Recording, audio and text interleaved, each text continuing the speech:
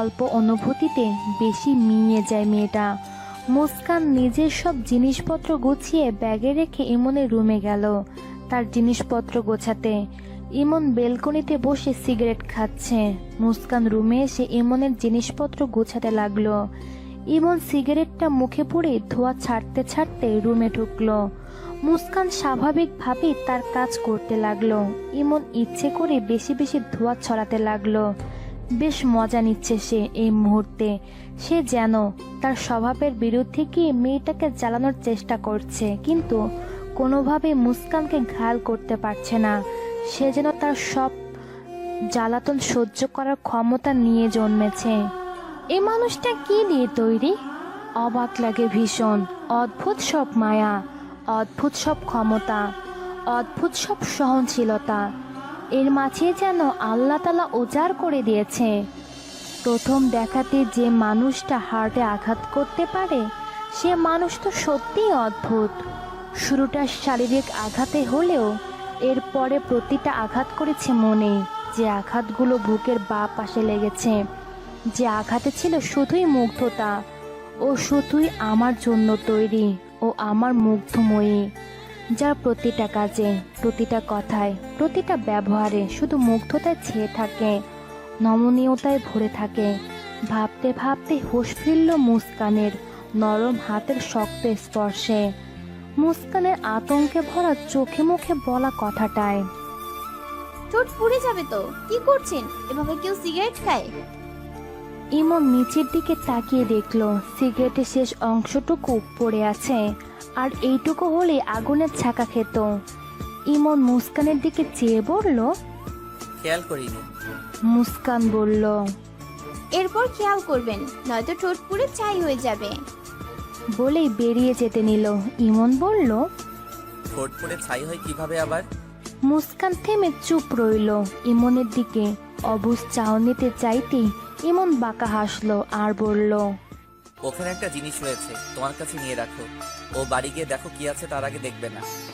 মুস্কান ঘাড় কাত করে সম্মিত দিয়ে জিনিসটা নিয়ে বেরিয়ে গেল।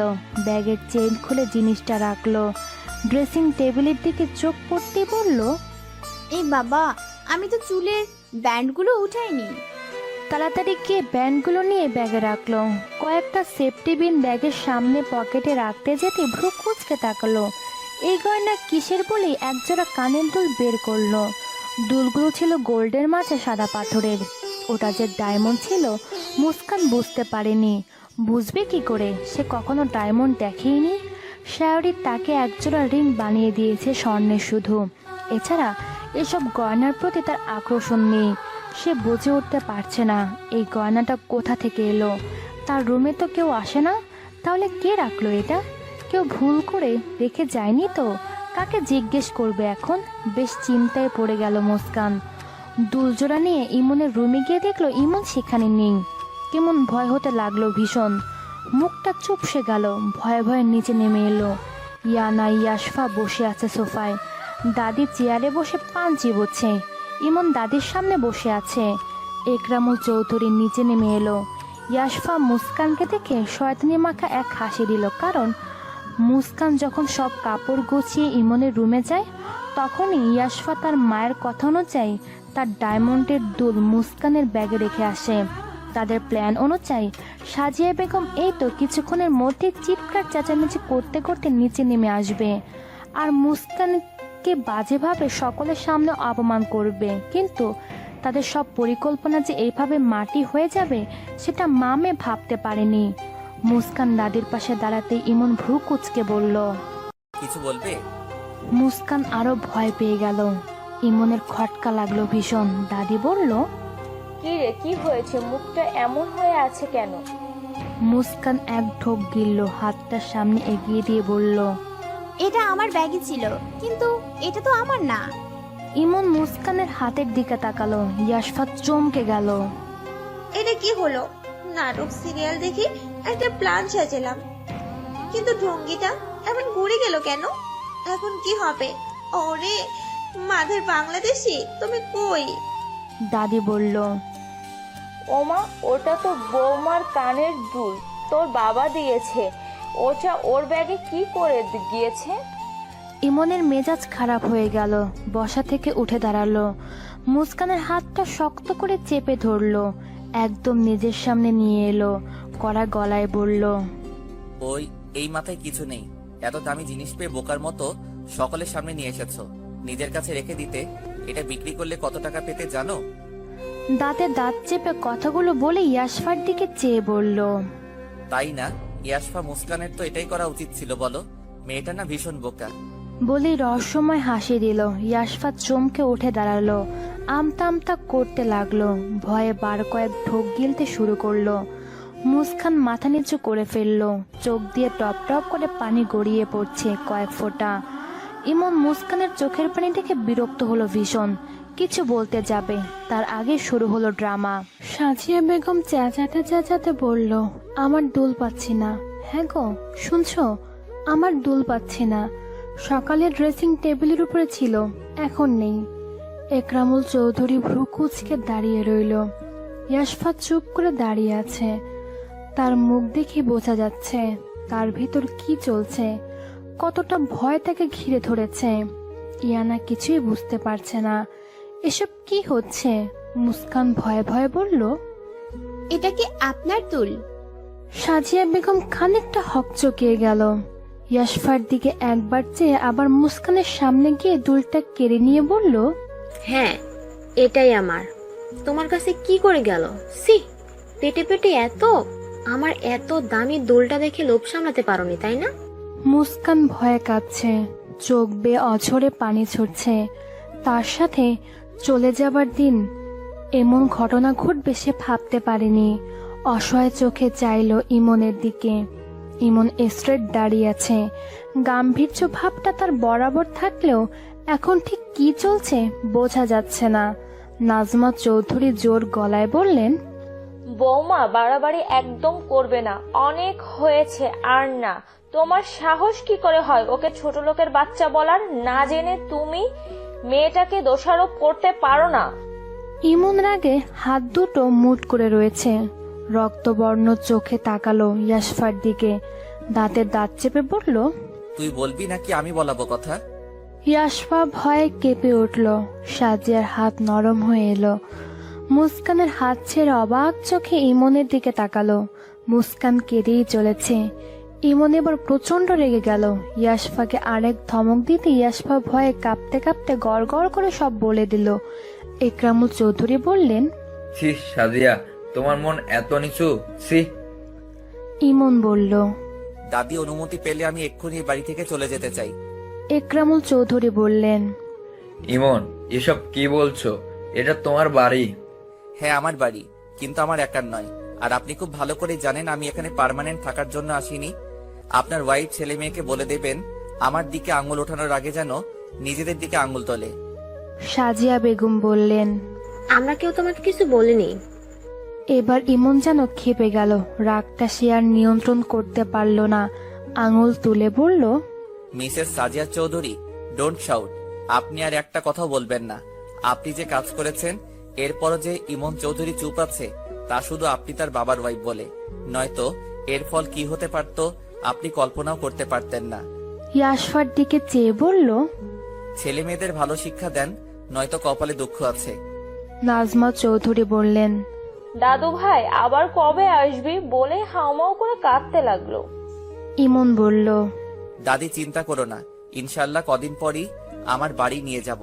তোমার শেষ ইচ্ছে পূরণ করার সময় এসেছে এবার। সাজিয়া বেগম একরামুল চৌধুরী চমকে গেলেন। তাদের বুঝতে বাকি রইল না ইমন কিসের কথা বলছে। দাদি মুস্কানের কাছে গিয়ে মুস্কানকে আদর করলো, কয়েকটা চুমু খেয়ে আর বলল, কিছু মনে করিস না রে, মানুষ তামাকে পরীক্ষা করে না, মানুষ সোনাকেই পরীক্ষা করে যে সে খাঁটি কিনা। তুই তো পাশ করে গিয়েছিস রে, পাশ করে গিয়েছিস তুই। বলেই কপালে চুমু খেলো। মুস্কান দাদিকে জড়িয়ে কেঁদে ফেললো। সত্যি তার ভীষণ কষ্ট হচ্ছে। এই বাড়িতে এসে দুটো ঘটনার সম্মুখীন হয়ে সে আজ বুঝতে পারছে ইমন কেন এ বাড়ির ছেলে হয়েও এ বাড়িতে সকলের সাথে একসাথে থাকে না, কেন সে আলাদা থাকে। ঠিক বুঝেছে সে, একমাত্র দাদি ছাড়া আর ইয়ানা ছাড়া কেউ যে ইমনকেও ভালোবাসে না। এবারে মানুষগুলো বড্ড স্বার্থপর। ইয়ানা এসে বলল। মুস্কান ইয়ানার দিকে চেয়ে বলল। আচ্ছা। মুস্কান কেঁদেই চলেছে। ইমন ড্রাইভ করছে, মাঝে মাঝে আর চোখে মুস্কানকে দেখছে। মুস্কানের কান্না থামার কোনো নামই নেই। হঠাৎই মাঝপথে ইমন গাড়ি থামিয়ে দিল। এত জোরে থামলো যে মুস্কান কেঁপে উঠল। ইমনের দিকে তাকাতে ভয় মিইয়ে গেল। ইমন এক ধমক দিয়ে বলল। Don't crying. আর যদি কাঁদতেই হয় তো গাড়ি থেকে নেমে যেখানে খুশি সেখানে গিয়ে কাঁদো। চলে যাও আমার কাছ থেকে। আমার কাছ থেকে তো চোর অপবাদ পাচ্ছিলে।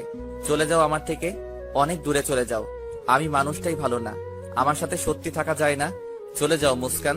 ইমনের রাগের মাথায় বলা কথায় মুস্কান ভয় পেয়ে গেল। কান্না থেমে গেল তার। ইমন জোরে জোরে নিঃশ্বাস নিয়ে রাগটা নিয়ন্ত্রণে আনার চেষ্টা করে মুস্কানের দিকে শান্ত স্বরে তাকালো। মুস্কান মাথা নিচু করে নরম ভেজা গলায় বলল। আর কাঁদবো না, সরি। আপনি গাড়ি স্টার্ট দিন। ইমন অবাক চোখে তাকালো। বুকের ভেতরটা তার ঠান্ডা হয়ে গেল। সমস্ত রাগ যেন এক নিমিষেই কমে গেল। মুস্কান মলিন চোখে চেয়ে বলল। কি হলো? দেরি হয়ে যাচ্ছে তো, বাসায় ফিরে অনেক কাজ আছে, চলুন। বলেই সামনে তাকালো। ইমনের বুকটা শান্তিতে ভরে গেল। মন বারবার জানান দিতে লাগলো, ইয়েস, সঠিক মানুষ এসে গেছে। আর কোনো চিন্তা নেই তোর, এবার সব ঠিক হয়ে যাবে। রাত তখন 11টা ছুঁই ছুঁই। ইমন বেলকনিতে দাঁড়িয়ে সিগারেট খাচ্ছে। শায়রিয়ার সুপ্তি কাল আসবে। মুস্কান ইমনকে রাতের খাবার খাইয়ে সেই যে রুমে গিয়ে দরজা দিয়েছে আর বের হয়নি। ইমন 3বার রুমের সামনে গিয়েও ফিরে এসেছে। এবার তার প্রচন্ড রাগ হচ্ছে। মুস্কান ভালো করেই জানে ইমন যে অবধি না ঘুমাতে যায় সে অবধি টুকটাক কাজের জন্য মুস্কানকেও ইমনের সাথে জাগতে হয়। আজ সব ভুলে গেল কি করে? ইমন সিগারেটটা নিচে ফেলে পা দিয়ে পিষে ফেলল। খানিকটা রাগ নিয়ে মুস্কানের রুমের সামনে গিয়ে দরজায় কয়েক থাবা দিল। মুস্কান বলে এক ডাক দিতে মুস্কান দরজা খুলে মাথা নিচু করে ফেলল।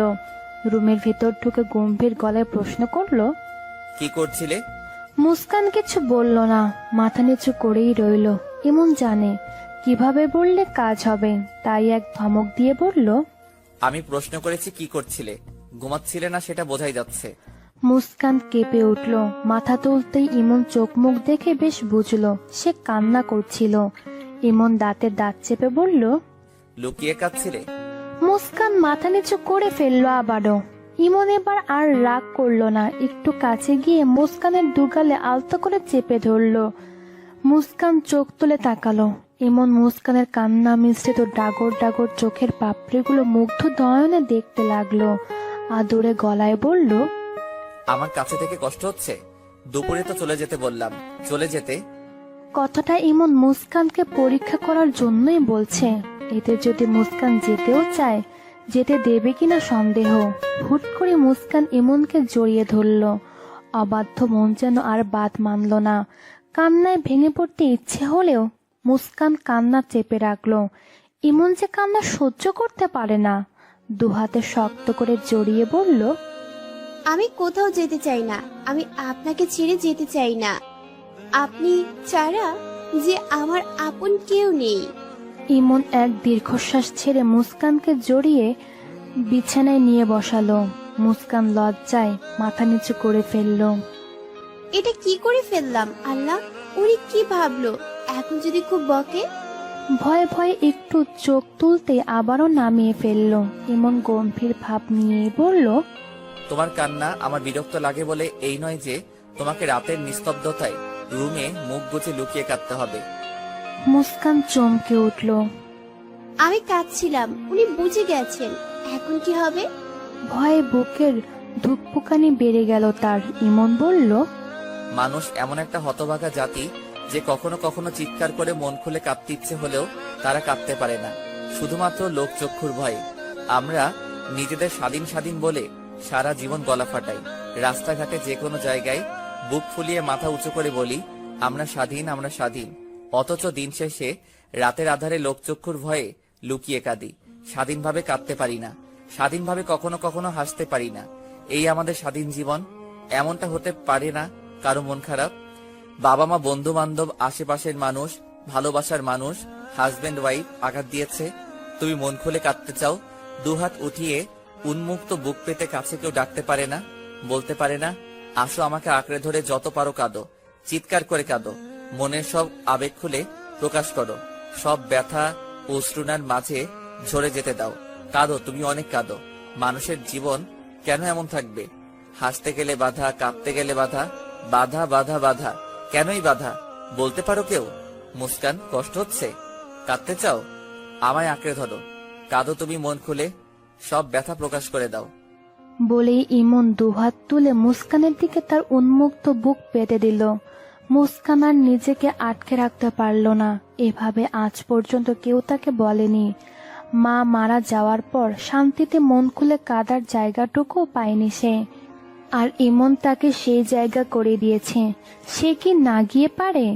ছুটে গিয়ে ঝাঁপিয়ে পড়ল ইমনের বুকে, হাউমাউ করে কাঁদতে লাগলো আর বলতে লাগলো, আপনি এত ভালো কেন? আপনি আমায় এত বোঝেন কেন? জানেন, আমার খুব কষ্ট হয়েছে আজ। বিশ্বাস করুন, আমার মনে ওসব খারাপ চিন্তা নেই। আমি লোভী না, বিশ্বাস করুন। আপনি আমাকে চলে যেতে বললেন, কিন্তু আমি তো আপনার কাছেই অনেক ভালো আছি। আপনাকে ছাড়া এক মুহূর্ত ভালো লাগে না। আমি আপনার কাছেই থাকতে চাই। আপনাকে আমার খুব ভালো লাগে। আপনার খুশিতে আমি নিজে খুশি হই, আপনার সুখে আমি নিজে সুখ পাই। আপনার কষ্টে আমার বুকটা ফেটে যায়। তাহলে আপনাকে ছেড়ে আমি কি করে থাকবো? আমি যাব কোথায়? আমার যে সত্যি যাওয়ার জায়গা নেই। আপনার মতো করে কেউ তো আমার জন্য ভাবে না। তাহলে কেন আপনি আমাকে চলে যেতে বললেন? রাগ হলে মারুন, বকুন, কখনো চলে যেতে বলবেন না। আমি আমার সারাটা জীবন আপনার নামে লিখে দিতে চাই। আপনার সমস্ত কাজ করে দিতে চাই। আমি এই সব দায়িত্ব থেকে কখনো মুক্তি চাই না। বিশ্বাস করুন, আমি কখনো আপনার থেকে মুক্তি চাই না। আর যদি কখনো আপনার থেকে মুক্ত হতে হয়, সেদিন যেন আমার মরণ হয়। ইমন মুস্কানকে ছাড়িয়ে দিল, উঠে দাঁড়ালো। মুস্কান কেঁদেই চলেছে। এসব কথা মুস্কান বলতে পারছে? সত্যিও বলছে তো? এগুলোর অর্থ বুঝে বলছে তো? ইমন বলল, তুমি যা বলছো ভেবে বলছো? তোমার সারা জীবন আমাকে লিখে দিলে, এইটুকুন মেয়ে এত বড় বড় কথা বলার সাহস কোথা থেকে আসে? মুস্কান বিছানা ছেড়ে উঠে দাঁড়ালো, মাথা নিচু করে বলল, শয়তানি এখনো ছাড়লি না। আমার মেয়েটাকে তো পাকা বানিয়ে ফেলবি। তোমার মেয়ে কাঁচা কবে ছিল? শায়রি আর অভ্র টুকটাক কথা বলছে আর হাসাহাসি করছে। মুস্কান কিছু খাবার এনে টি টেবিলে রাখলো। দাদির কাছে গিয়ে দাদিকে জড়িয়ে ধরলো। দাদিও মুস্কানকে পরম স্নেহে বুকে টেনে নিল, কপালে কয়েকটা চুমু খেলো। অভ্র শায়রিকে ইশারা করে ফিস ফিস করে বলল, বাংলা সিনেমার মতো এসব কি শুরু হলো? শায়রি চোখ গরম করে চুপ করতে বলল। সুপ্তি বলল, মামু, মুসু আন্টি। অভ্র বলল, আন্টি, এই বেবি গার্লকে কেউ আন্টি বলে? সুপ্তি অভ্র নাক চেপে বলল, আমার থেকে তো বেবি না। শায়রি বলল, মুস্কান, এ হলো অভ্র, ইমনের ছোট ভাই। মুস্কান উঠে সালাম দিল। অভ্র হকচকিয়ে গেল মুস্কানের নমনীয়তা দেখে। ভালো লাগার পাশাপাশি অবাকটা একটু বেশিই লেগেছে তার কাছে। সত্যি হাত নাড়াতে অভ্র চোখ সরিয়ে নিল, হালকা কেসে বলল, ওয়ালাইকুম আসসালাম। মুস্কান চলে গেল। শায়রি বলল, কিরে, কেমন? অভ্র সুপ্তিকে নামিয়ে দিয়ে বলল, অসম্ভব ভালো, একদম আনকমন যাকে বলে। ভাবি হিসেবে চলবে। অভ্র আরো হকচকিয়ে গেল। এইটুকু মেয়ে ভাবি, এত কমপক্ষে 9-10 বছরের ছোট হবে। দাদি খেকিয়ে উঠল, এই হতচ্ছাড়া, তাতে কি হয়েছে? তোর দাদা 17 বছরের বড় ছিল আমার, জানিস না? অভ্র যেন বিস্ময়ের চরম পর্যায়ে, হালকা কেসে বলল, কিসব হচ্ছে? সব মাথার উপর দিয়ে যাচ্ছে। এত বছর পর দাদা ভাইয়ের বিয়ে হচ্ছে, শুনে বেশ ভালো লাগছিল, কিন্তু এসব দেখে কেমন একটা যেন লাগছে। শায়রি অভ্রর সামনে এসে বলল, চুপ, এসব কি কথা? মুস্কান শুনতে পারবে তো, ইমন শুনলেও প্রবলেম হবে। অভ্র ভ্রু কুচকে বলল, কেন, মুস্কান দাদা ভাইয়ের বয়সের ব্যাপারে জানে না? আরে ছাগল সব জানে। তুমি আবার ছাগল বললে আপু? আরে হাদারাম, দেখ তোকে কিচ্ছু বোঝাতে পারবো না আমি। বলেই চলে গেল। দাদিকে তার রুমে পৌঁছে দিল শায়রি। বুয়া অভ্র যে রুমে থাকবে সেই রুম পরিষ্কার করছে। অভ্র সুপ থেকে চকলেট বক্সগুলো দিয়ে কয়েকটা কিটক্যাট চকলেট নিয়ে নিজে চলে গেল। এদিক সেদিক তাকালো, রান্নাঘরে দেখতে পেয়ে এগিয়ে গিয়ে পিছনে দাঁড়ালো। বাহ, তুমি রান্নাও পারো? মুস্কান চমকে উঠল, অভ্রকে দেখে ইতস্তত ভাবে বলল। হ্যাঁ পারি। অভ্রের বেশ ইন্টারেস্টিং লাগলো আর বলল, আমার দুটো বোন, একজনও রান্নার বয়সনো রও জানে না। মুস্কান মৃদু হেসে রান্নায় মনোযোগ দিল। অভ্র নিজে থেকে বেশ গল্প সল্প করতে লাগলো। হঠাৎই বলে উঠল, বাহ, তোমার চুলগুলো তো নাইস, বেশ লম্বা। পিচ্চিদের এত লম্বা চুল বেশ লাগে কিন্তু। মুস্কান জোরপূর্বক হাসলো। অভ্র বলল, হ্যালো বন্ধুরা, পরবর্তী পার্ট খুব তাড়াতাড়ি আসবে, তো সবাই অপেক্ষায় থাকো। আর চ্যানেলটি যারা এখনো সাবস্ক্রাইব করনি তারা পরবর্তী পার্ট দেখার জন্য চ্যানেলটি সাবস্ক্রাইব করে রেখো। ধন্যবাদ সবাইকে, আমাদের সাথেই থেকো।